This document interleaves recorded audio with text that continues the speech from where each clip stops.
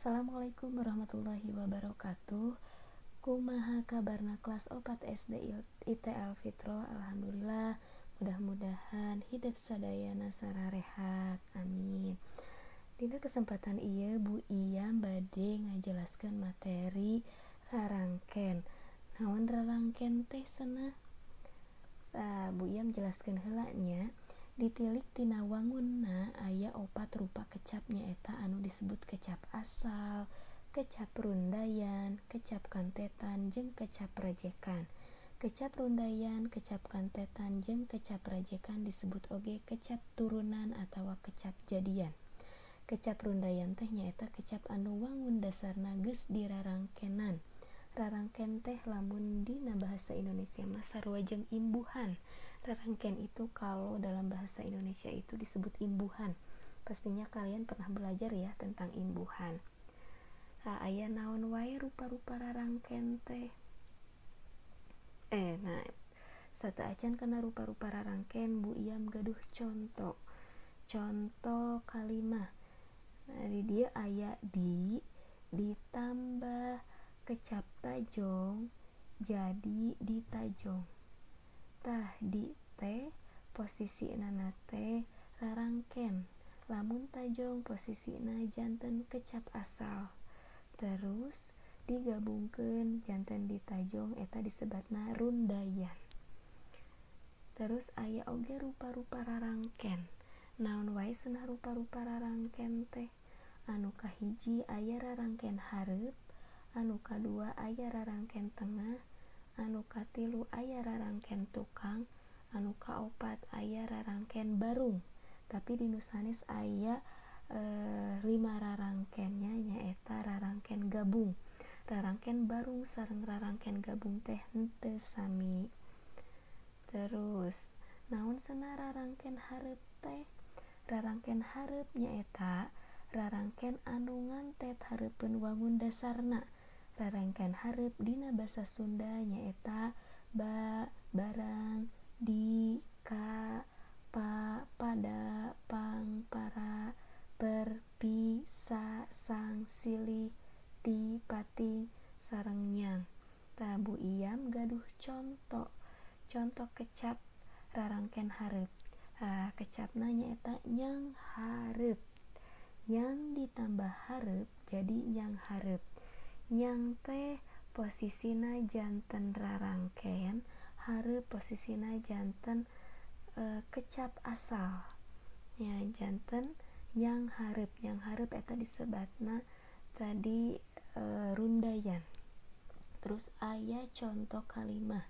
Contoh kalimahna imah Mang Udin teh nyang hareup ka wetan.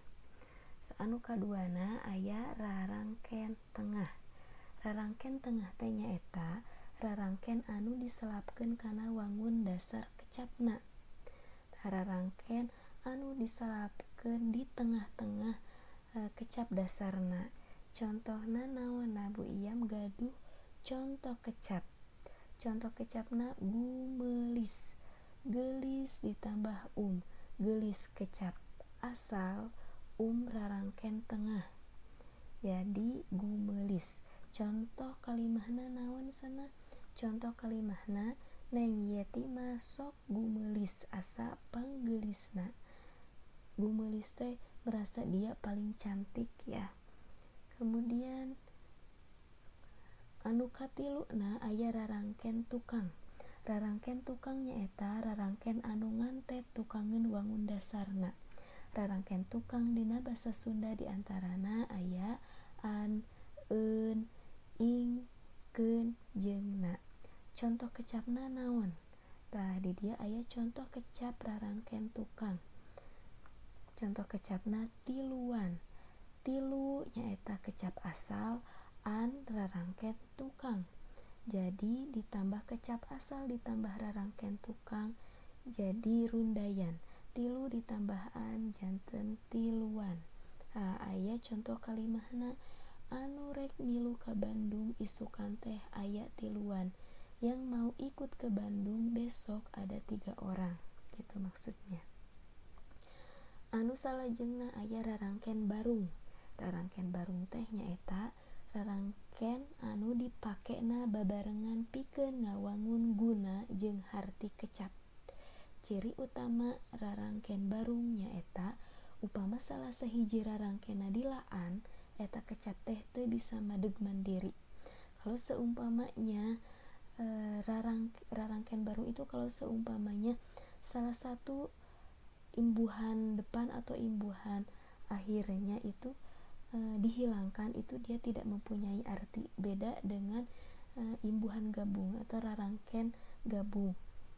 Contohna Bu Iyam gaduh contoh kecap pang meulikeun. Pang rarangken hareup meuli kecap asal keun rarangken tukang. Mun digabungkeun jadi pang meulikeun. Nah, ieu disebut rarangken barung. Contoh kalimahna naon? Contoh kalimahna jang engke beurang pang meulikeun beas ka pasarnya. Jang engke beurang pang meulikeun beas ka pasarnya. Tah pang meulikeun. Pang ditambah meuli ditambahkeun jadi pang meulikeun. Tapi lamun pangna dilaan, lamun pangna dilaan jadi meulikeun eta teu gaduh harti, atawa keunna dilaan jadi pang meuli eta teu gaduh harti kecapna. Beda jeung rarangken gabung. Contohna rarangken gabung ye ditambah tulis ditambahkeun jadi dituliskeun. Lamun dina dilaan jadi tuliskeun eta masih gaduh harti. Beda jeung rarangken barung nya. Contoh kalimahna PR basa Sunda rek dituliskeun supaya ingat. Nah, eta disebutna rarangken gabung. Tah sakitu bae anu tiasa didugikeun ku Bu Iyam, mudah-mudahan hidup kahartos. Hatur nuhun. Wassalamualaikum warahmatullahi wabarakatuh.